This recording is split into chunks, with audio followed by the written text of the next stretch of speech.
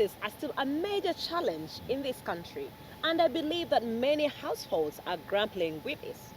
Now, Charles, kids have just gone back to school, Yep. and I'm really interested in understanding how parents, everybody else that is consuming this fuel is experiencing this. Of course, it's a tough run, Shamim, and the viewers, of course, we all appreciate the importance of fuel, in the production of goods and services. And we all need these services to live. So it's really, really a tough run, so to speak. And I hope we're going to see a change. And I think, before I drop the ball on that, one of the biggest challenges we are facing today is the price of diesel, which is a key fuel for production, being almost at par with the price of petrol. Absolutely. And now, that and more, welcome to Money and Markets.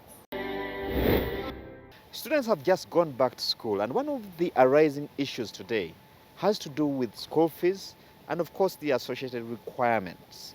I don't know what your views are, Shamim, about this development. Time seems to be tough, but the issue of school fees requirements and fees appears to have made this even tougher.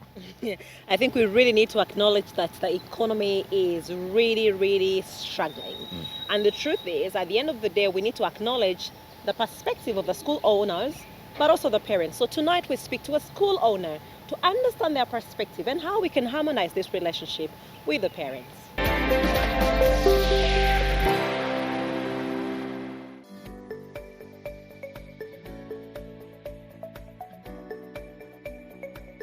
The reasons behind the fees rise in Uganda, number one is the rise of commodities and most of the things that we use on a day-to-day basis in the schools. But there is also a challenge that most people have not taken time to think about.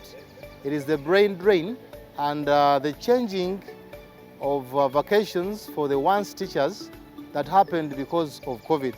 The 2 years we took without teachers teaching, many of them moved on to other vocations, and many of them relocated to other countries for labor.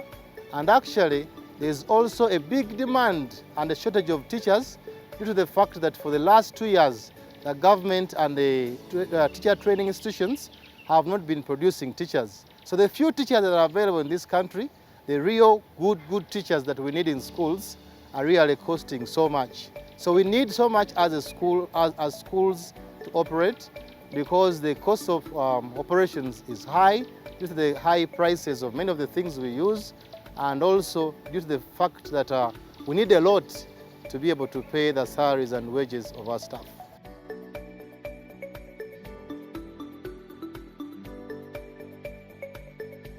The situation is not good for a school, but it's also not good for the parents.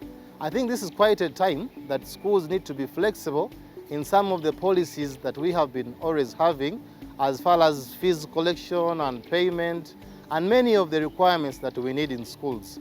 I think we need to be flexible.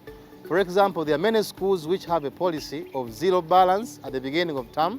This is right at a time that parents and the schools would sit together and come up with a much more workable percentage. For example, schools need money to operate, but at least a school can come up with a flexible way of payment, maybe coming up with a payment plan of fees, and many others that basically aim at ensuring that the parents can afford the schools, but also the school can also keep running, because the school needs a lot of resources, money being one of them, to be able to operate.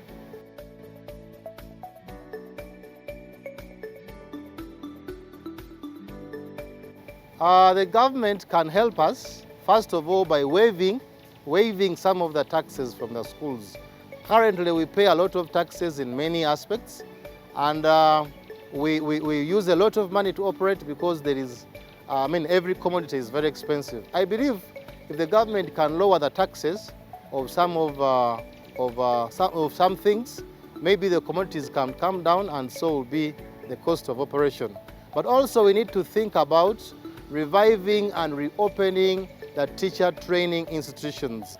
Currently, we have a shortage of good teachers in the country because for the last 2 years, we have not been receiving fresh graduates from the teacher training colleges. What I have to tell my fellow proprietors of schools, this is not a time of a lot of infrastructure changes in our schools.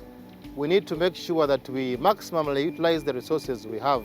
I know schools need a lot to operate, but there are some things we can do away with to ensure that our parents are able to afford our schools and our schools have enough to operate, because the times are not yet the best. We must use what we have sparingly. Last time we were so hit by COVID because most times most of our schools don't have reserves. And because they don't have reserves, when it hit us, it was really very, very bad. So I'll ask my fellow proprietors of schools to ensure that they don't use whatever they have. They should be using it sparingly, so that we are able to go through this situation, and maybe the little time in the future, the situation will normalize and all will be well.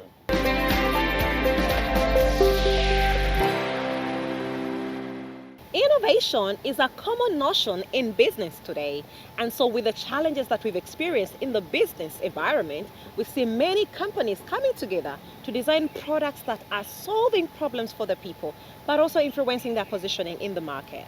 Indeed, you can't look beyond the insurance and the banking industry, which have come today under the principle or the concept of bank assurance to drive the penetration of this industry, that's the insurance industry, which had stagnated for years, performing below 1% of GDP.